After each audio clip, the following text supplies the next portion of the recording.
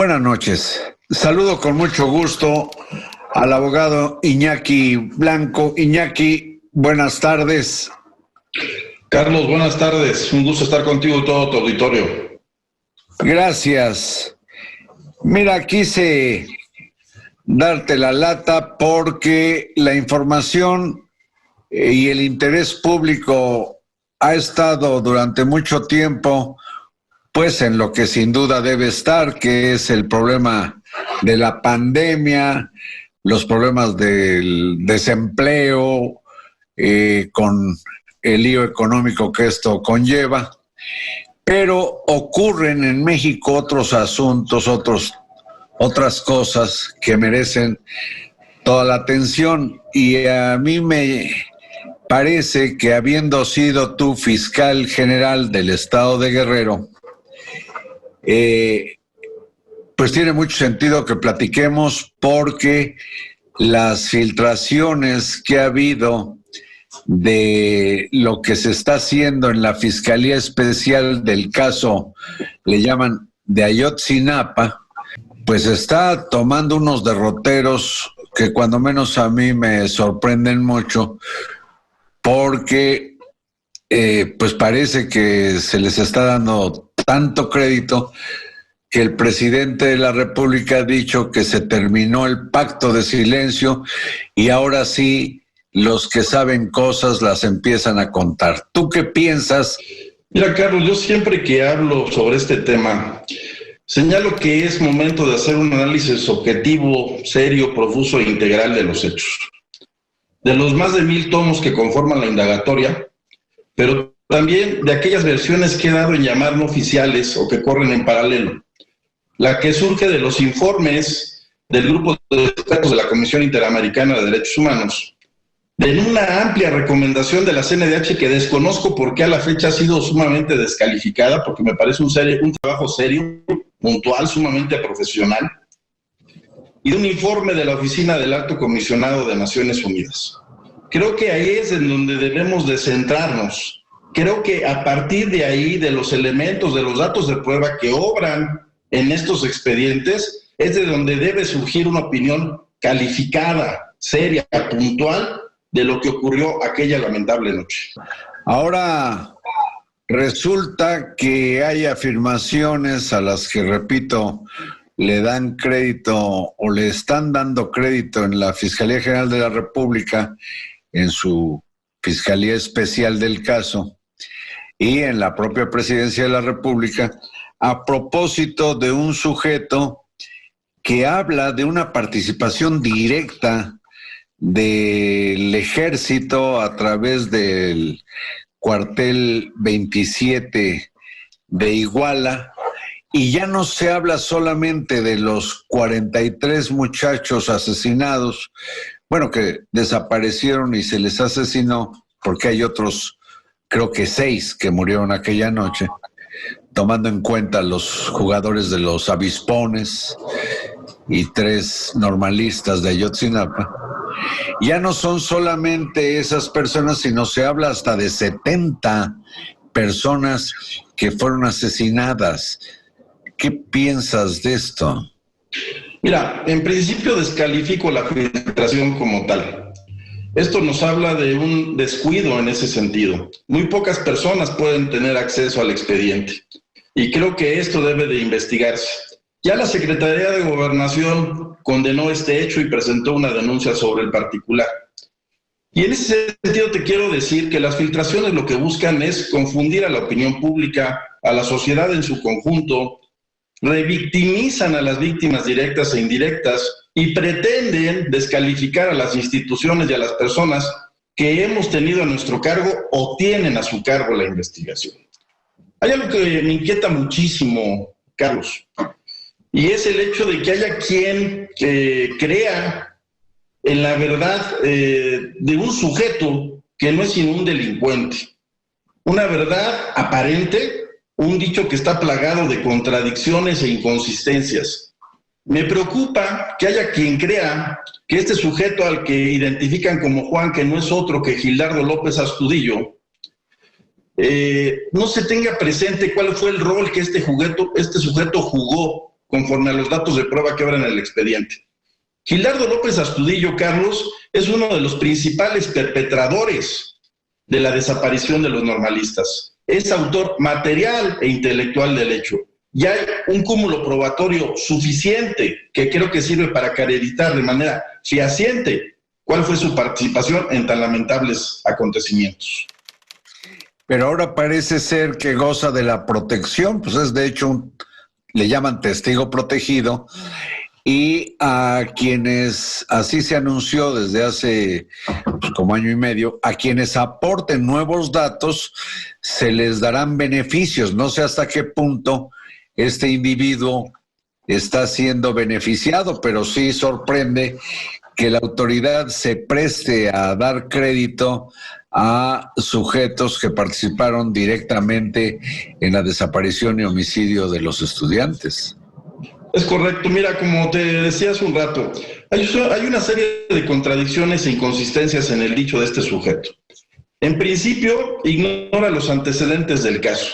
Esto es, él menciona, entre otras cosas, que tu servidor estuvo implicado en estos hechos. Menciona incluso que recibía yo dinero de la organización criminal a la cual él pertenecía. En ese sentido, me permitiría recordar, porque lo he dicho en distintas ocasiones, que la Fiscalía a mi cargo inició una investigación sobre los Guerreros Unidos, con especial referencia a José Luis Abarca, desde muchos meses antes de lo acontecido en Iguala. Nosotros fuimos una instancia generadora y de permanente intercambio de información con el gobierno federal.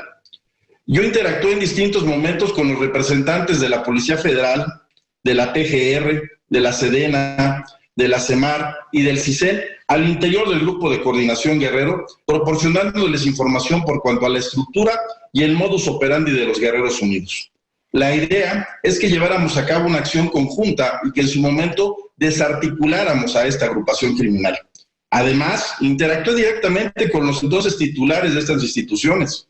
Yo hablé con el licenciado Murillo Caram, hablé con Eugenio Imas, hablé con el general Cienfuegos, hablé con el almirante Vidal.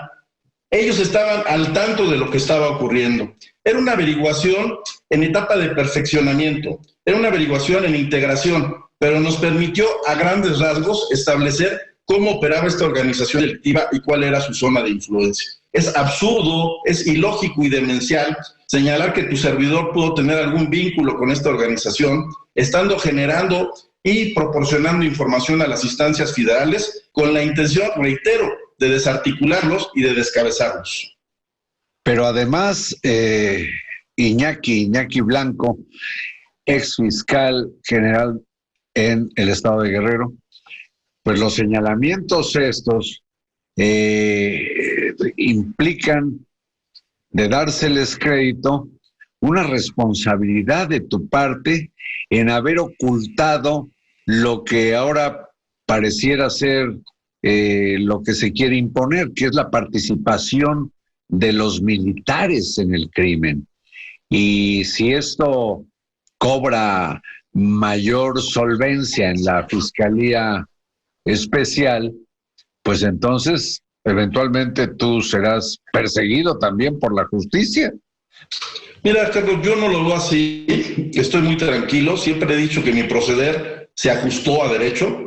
Debemos tener presente que este no es un trabajo que se realiza a título personal. En él intervienen muchas personas, decenas, cientos de personas a la fecha. En aquel entonces también debemos tener presente las circunstancias del momento en sí, el contexto. Siempre he dicho, hay que analizar en contexto. ¿Por qué? Porque en retrospectiva nadie comete errores. Los hechos ocurrieron un viernes por la noche, recordarás. Estaba lloviendo. Hubo la necesidad de concentrar a personal policial, pericial y ministerial. Este personal se tuvo que trasladar por carretera desde Chilpancingo, algunos desde Acapulco hasta la ciudad de Iguala. Y también debemos tener presente, y hoy está esto plenamente documentado, que a la mitad de ese recorrido hubo un bloqueo a la altura de Mezcala, que también guarda relación con lo que estaba ocurriendo en Iguala. ¿Esto qué propició, Carlos? Que el personal tuviera que dividirse. Algunos para atender lo que estaba ocurriendo en ese momento en Mezcala y otros continuar su marcha hacia la ciudad de Iguala. En cuanto yo llegué a la ciudad de Iguala, tú lo sabes, lo hemos platicado en distintas ocasiones, lo primero que hicimos fue implementar un operativo de búsqueda y resguardo de estudiantes que estaban dispersos en la ciudad. Como resultado de ello, y esto lo quiero destacar, y todas las veces que sea necesario, nosotros logramos resguardar a 68 estudiantes. Y estos estudiantes nos fueron proporcionando información de lo que había ocurrido. En principio, lo que se dijo es que habían sido agredidos por elementos de la policía municipal. Y esto trajo como consecuencia que nosotros concentráramos a la mayoría de los elementos que en aquel entonces se encontraban en la ciudad de Iguala, tanto a los activos como a los que se encontraban descansando. Esto nos permitió también empezar a trabajar en las pruebas de balística de efectos y nos permitió también trabajar lo que son la prueba de radisonato para establecer si se habían accionado armas de fuego, la prueba de LUNGE para establecer si esas armas habían sido o no accionadas. Como resultado de ello, y tú lo sabes, nosotros pudimos establecer en un primer momento la participación de 22 elementos de la policía municipal, que, decimos los abogados, al declarar hubo una confesión calificada divisible, esto es, se ubicaron en modo, tiempo y lugar.